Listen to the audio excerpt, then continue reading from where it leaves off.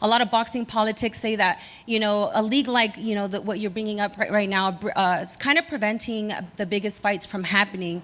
Do you believe that your structure eliminates that problem?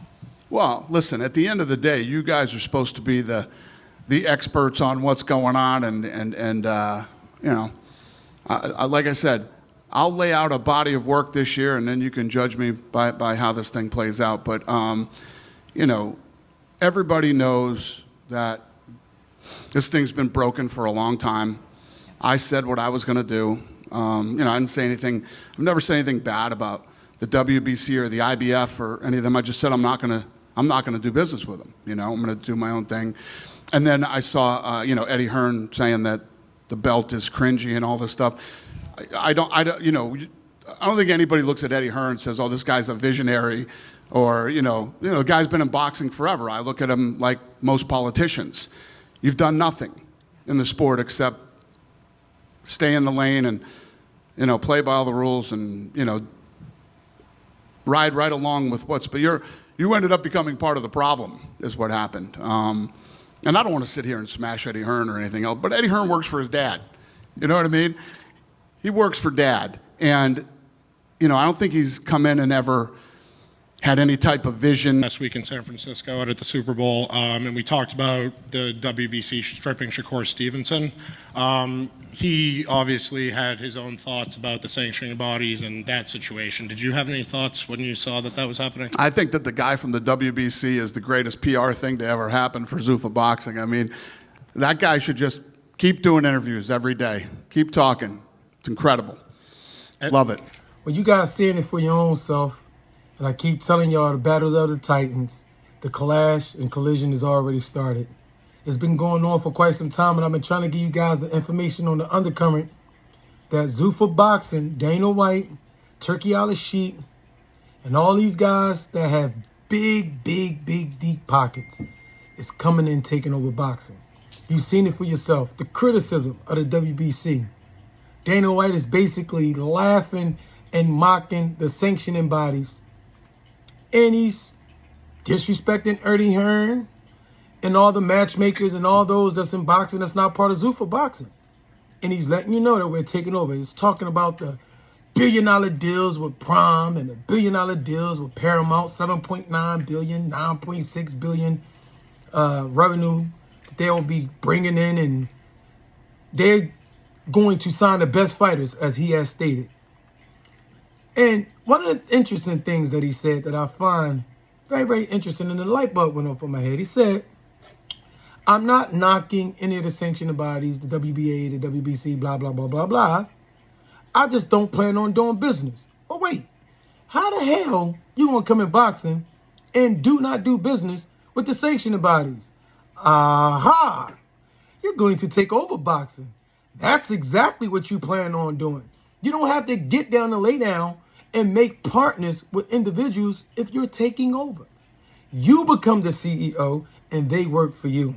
They follow your plan. So what he's talking about and criticizing Eddie Hearn, saying he works for daddy, basically in so many words, disrespectfully, calling him a daddy's boy. He said Eddie Hearns don't have any vision. Now, I don't know Eddie Hearn as much. He's been doing a great job with a lot of the fighters, so I'm going to stay out of that. I'm only here to report the information that's being said. And it's my job to give forth a translation of what I believe was already said. And I'm going to give you what I think. He's taking shots at Eddie Hearn. You know him and Oscar don't get along. They've been throwing bombs and overhand rights on each other from the very beginning. And now, he's looking at boxing as a mockery. He's telling the game plan. This is what we're going to do. And we as boxing fans, I have to be honest, we've been asking for the best fights for quite some time. Everybody want to protect their zero. Everybody want to be political. Nobody wants to challenge themselves. Everyone's afraid to lose, but they don't want to go after greatness. This is why we respect Bud Crawford so much when he goes up 2 weight classes and go after the cash cow. Business move for sure. Let's not act like it wasn't a business move, but there was some risk to be taken. He was fighting someone that was 2 weight classes above him. And he did it, and he did it in a dominant fashion. High risk, high reward. So you got to respect a guy like Bud. Now, we're going to see what Shakur do. Is he going to continue to calm that at him? They do have weight classes for a reason. But this is what we need in boxing. We need people push it to the limit. Limit. Like Scarface say, push it to the limit. Go after the greatness. Because this is what Dana White, Turkey Al-Sheikh, and them is saying. We're not here to make you rich and give tune-ups and things of that nature. This is what they're talking about. They're talking about making fights. They're on record for saying it over and over. We will make the best fights. We will make the best fighters fight each other, and then we will see who's the best fighter. It only makes sense to me. So as we can see, Dana White continue to troll and make a mockery out of the sport that we love. A lot of us shed blood, sweat, and tears.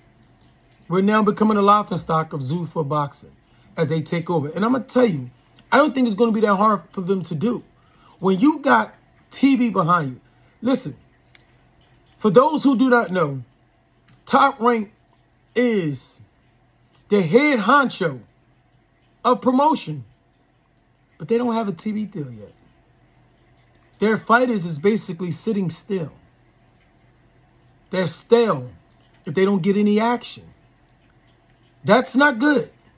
This is why guys like Xander Zayas and Abbas Baru had damn near one of the fighters of the year and nobody knew about it. They're competing with Turkey Al-Sheikh and these guys, with Shakur and Teofimo, without a shadow of a doubt. You're going to choose Madison Square Garden all day. That's a bad PR move for Top Rank to schedule a fight on the same day as Shakur and Teofimo. Duh, I'm going to the Garden all day long. I'm choosing Shakur all day long. But the fight to watch was Xander Zayas and Abbas Baru. That was way more exciting, even though this is not the poo-poo on Shakur and the boxing lesson and the ass whooping that he gave Teofimo. It's just that boxing right now is at odds, and they need to get it together because here comes the eagle and a vulture looking down on a dead, wounded prey, waiting for them to stop moving. So as soon as Oscar and them keep going to war with themselves, Oscar's going to war with his own cash cow, which is Virgil Ortiz. Okay? A lot of Golden Boy fighters have left Oscar. Top Rank don't have a destination, don't have a landing spot for their airplanes and their crabs. So how long are you going to fly in the sky till you clear the runway to come land? You better get a TV deal soon. Because all I know and all I'm reporting is, and it's factual, that Zuffa Boxing is taking over and they have the billion-dollar deals. People going to follow the money. Follow the money, follow the money, follow the money. So listen, man, the messenger has been saying this for quite some time. It's only a matter of time before the Clash of the Titans continue. Somebody's going to fall. Somebody's going to take a big L. But just think about that for a second and tell me what y'all think, PGO Nation. Leave a comment. Let me know what y'all think. How can Dana White come into boxing and do not deal with the sanctioning bodies? How would you be able to put on a title fight? Makes no sense. You have to deal with the sanctioning bodies. Unless you're going to Debo boxing. Give me that chump. And you're just going to take over boxing. You and Turkey Al-Sheikh and your deep pocket buddies, the CEOs of big-time billionaire corporations like the WWE, and y'all going to come in here and strong-arm Golden Boy and Top Rank. Let me know what y'all think. Time of the two tell of all things. We'll see how things play out. It's the messenger. PGO Nation. Put your gloves on podcast. Like and subscribe and holler at your boy. And do not forget to tune in tonight, 7 p.m. with our special guest, a phenomenal amateur and a profound professional for them all, Ivan Mighty Robinson. See you guys tonight, man. Have a blessed one.